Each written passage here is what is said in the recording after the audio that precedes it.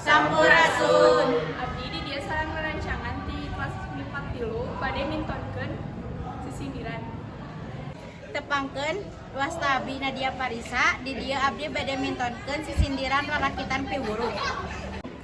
Si Eneng sok cuma comot akhirna jadi ngajengkal ulah sok ngabentak kolot engkena jadi hanjakal. Tepangkeun wasta abdi Silva Rahma bade ngamintonkeun sisindiran rarakitan sesebret.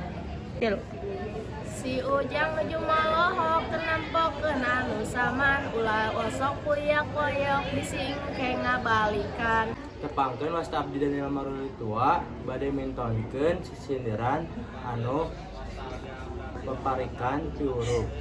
Ulah meuli permen ting-ting bisi dibere bangkoang ulah ulin tengah peuting musike kolot hariwang.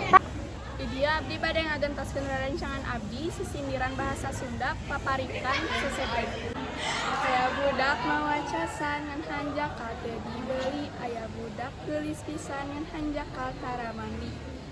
Tepangkeun wasta abdi Nasrila Safi Junistina bade mintonkeun wawangsalan sisindiran. Sok dipake nyimpen baju, hayu meuli kueh mari. Abdi di dieu bade ngadugikeun sisindiran wawangsalan anu paldaira. Sok dibawa unggal poe dibelina ku Haji Pepe. Sakitu wae video sisindiran di kelompok abdi hapuntenna bilih aya kalengkatan kata. Hatur nuhun.